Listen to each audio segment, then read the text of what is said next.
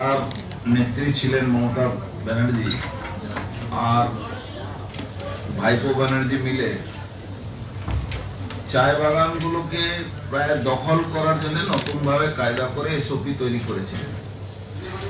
সেখানে যে কোনো কায়দা ফ্যাক্টরিগুলো বন্ধ করাও, তারপরে সেই এসওপি মাধ্যমে কোন এক বক্সি গ্রুপ আছে ওই সুব্রত বক্সির আত্মীয় স্বজনকে সামনে রেখে ফ্যাক্টরিগুলোকে দখল করা নেওয়া,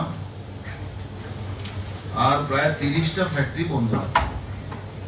সেখানে ব্যাপকভাবে পিএফ এর পয়সা বাকি আছে, গ্র্যাচুইটি পয়সা তো দেয়ই নেই, ওয়েজেজ অবধি বাকি আছে।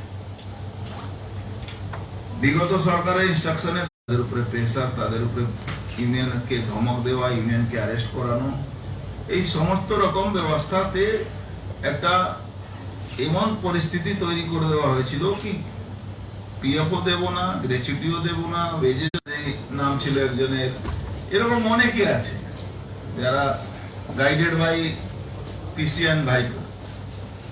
তো আমরা এটা আমাদের এমপি, আমাদের এমএলএরা, আমাদের এমআইসি নিশীথ প্রামাণিক এখানে আছেন, এমওএস আছেন, আমাদের মনোজ টিগ্রা বিধায়করা আছেন, আরো লামা ওদিকে আছে, এদিকে আমাদের ট্রান্সপোর্টের আছেন, মিনিস্টার আছেন, আমার আরেক বিধায়ক আছে। সব আমরা আজকে সকাল থেকে প্রথম সরকারি মিটিংটা নিয়েছি।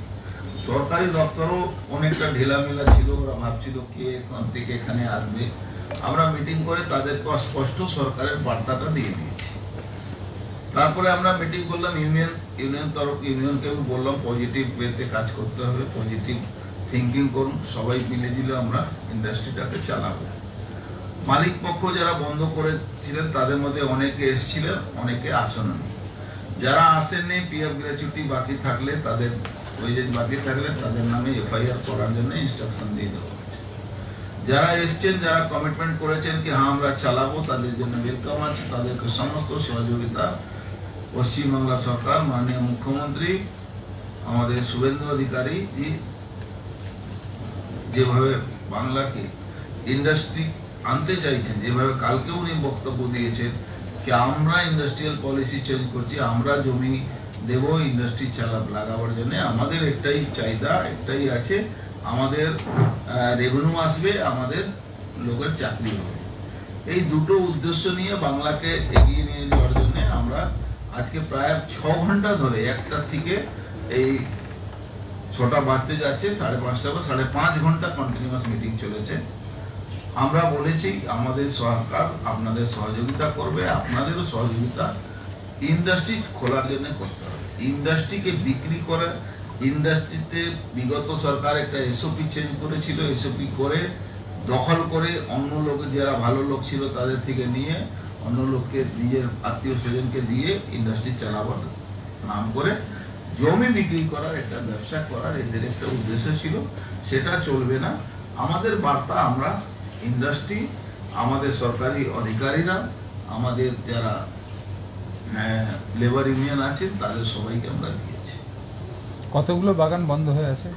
প্রায় দেখুন, অ্যাকচুয়ালি বলতে গেলে এর মধ্যে অনেক রকম ভিন্ন ভিন্ন মত আছে। কেউ বলছে 12টা, কেউ বলছে 18টা, সব মিলিয়ে যা আছে 20-25 থেকে 30-32টা। কিছু কিছু জায়গা আবার ওই এলাকার লোকেরাই ওখানে চায়পাতি তুলে নিচ্ছে, বিক্রি করে দিচ্ছে। মানে একটা, মানে কি বলা যাবে, সিনেমা হিন্দি বই হতে পারে এই চা ইন্ডাস্ট্রির উপরে করা যেতে পারে। অরাজকতা একটা ব্যাপক ভাবে আছে।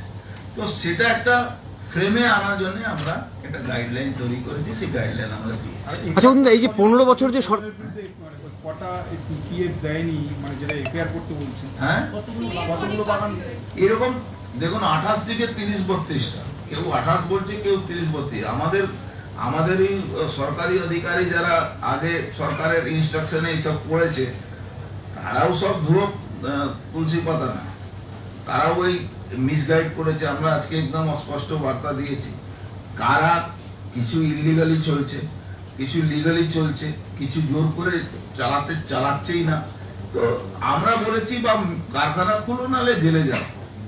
পিএফ মারবে জেলে যেতে হবে, গ্র্যাচুইটি মারলে জেলে যেতে হবে, আপনার ওয়েজেজ মারলে জেলে যেতে হবে। আমরা বার্তাটা, সরকারি বার্তাটা আমরা দিয়ে দিয়েছি। দাদা এই যে 15 বছর সরকার যে ছিল মানে তারা কি এই টি ট্যুরিজম বা চা বাগানের জমি দখল করার জন্য কি প্রকৃত অর্থে চা শ্রমিকদের উন্নতি হয়নি? আপনি দেখুন 15 বছরের মধ্যে কত টি এস্টেটের জমিগুলো বিক্রি হয়েছে। মমতা ব্যানার্জিকে একটা অদ্ভুত কথা, যখনই ইলেকশন আসতো দুটো জিনিস একোয়ার করতো, একটা চা বাগান একোয়ার করতো, একটা ডনলপ কারখানা একোয়ার করতো। আজ পর্যন্ত একোয়ার করলো না, সব নিজের আত্মীয় স্বজনকে দিয়ে দিল। Bakshi and company, Bakshi company কি হবে? বক্সি মানে ওই সুব্রত বক্সি, যে অত ধোয়া তুলসী পাতা ছিল, তারই পরিবারের লোকের নামে অভিষেক ব্যানার্জি এইসব করে বেড়ায়। নির্মল ঘোষ ঋতব্রত শিবিরে গিয়েছিলেন, ঋতব্রত বলে দিয়েছে যে তাকে তিনি ডাকেননি। তো আপনি কি মনে করেন যে যেই শিবিরেই যাক গ্রেপ্তার হতে হবে? দেখুন, অভয়া খুন করে খুন হয়েছিল যখন, তার ডেড বডিকে পাচার করার মানে জোর করে পুড়িয়ে দেওয়ার একটা নায়ক ছিলেন উনি। উনাকে জেলে যেতে হবে, উনি যা শিবিরে যান, যেখানে যান, উনি জেলে যাবেন। দাদা ভিন রাজ্যে কাজে গিয়ে মৃত্যু মুর্শিদাবাদের পরিযায়ী শ্রমিকের 3-4 বছর আগে কাজ না পেয়ে রাজ্যের বাইরে গেছিল। আমরা তো চাইছি বাংলা যদি ইন্ডাস্ট্রিগুলো চলে, আমাদের এখানকার ছেলেরা কেউ পরিযায়ী শ্রমিক হবে না। আজকে জুট ইন্ডাস্ট্রি বন্ধ কেন? আজকে পাট নেই কেন? এই ছেলেরা যারা আজকে মুর্শিদাবাদ থেকে, মালদা থেকে যারা যায়, তারা বেশিরভাগ সব পাট চাষি ছিল। মাঝখানি দালালরা 3000-2000 টাকার দিকে এদের থেকে পাট কিনে নেয়। উচিত মানে যে ন্যায্য মূল্য এরা পেত না। আস্তে আস্তে তাদের ফাইন্যান্সিয়াল কন্ডিশন খারাপ, তার বাড়ির লোক এখন চাষ না করে এদেরকে পাঠিয়ে দিচ্ছে। এবার ওখানে গেলে কোনো অ্যাক্সিডেন্ট, অঘটন কোনো ঘটছে, সেখানে মারা যাচ্ছে। বিগত সরকার আপনি দেখেছিলেন কি করেছিল মুর্শিদাবাদে, বলে দিল মার্ডার হয়েছে, বিহারে মার্ডার হয়েছে, সুসাইড করেছিল, রাঁচিতে বললো বিহারে হয়েছে। এই নিয়ে হাজার হাজার কোটি টাকা সম্পত্তি সনাতনীদের লুট হলো। এইসব তো বিগত সরকার করেছে। আমরা কিন্তু জেনুইনলি বলছি, যেই ধর্মের লোক হোক, ভারতবর্ষে নাগরিক হলে তারা এখানে পশ্চিম বাংলা, এখানে ওদের যারা এই রাষ্ট্রবাদী যারা আছে, তারা এখানে যদি নাগরিক থাকে, বাংলাদেশি অনুপ্রবেশকারী হলে আমরা করব, তাদেরকে বাংলাদেশ যেতে হবে, পাকিস্তান যেতে হবে।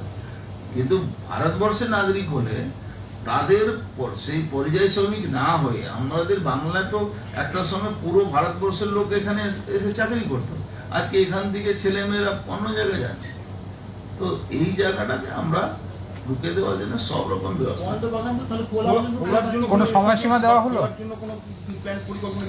দেখুন, আমরা 1 মাসের সময় দিয়েছি, বলুন, আর নালে জেলে যান। কত? 1 মাসের সময়? 1 মাস মালিক পক্ষকে সময় দেওয়া হবে, খুলতে হবে, নাহলে জেলে যেতে হবে। হ্যাঁ, যারা বেআইনি করছে, আমি জেনুইন যারা কাজ করছে তাদের জন্য বলছি, যারা পিএফ মেরেছে, যারা বকেয়া ওয়েজেস দিচ্ছে না, তাদের জন্য বলেছি।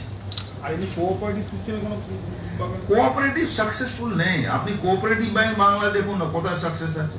কোঅপারেটিভ হয়ে জুট মিল চলেছিল, ভারত জুট মিল, আজকে সাকসেস আছে? বন্ধ ছিল। আমি কোনোভাবে হাতে পায়ে ধরে আমি আমার এমওএস মিলে ওটাকে চালু করালাম।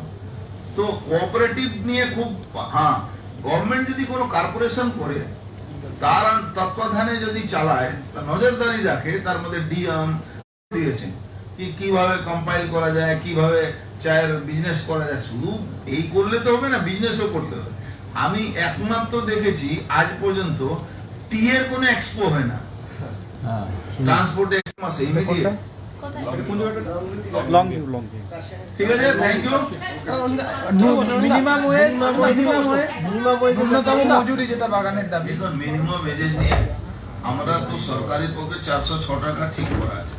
এই চায় বাগান নিয়ে আমরা একটা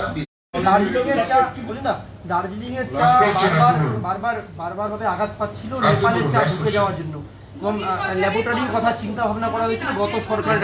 সবটাকে চালাতে হবে, কোনোটা বন্ধ থাকবে না, সবটাকে চালাতে হবে। আর যে চালাবে না, যে নেগেটিভ হবে, তার সঙ্গে গভর্নমেন্ট নেগেটিভ হবে।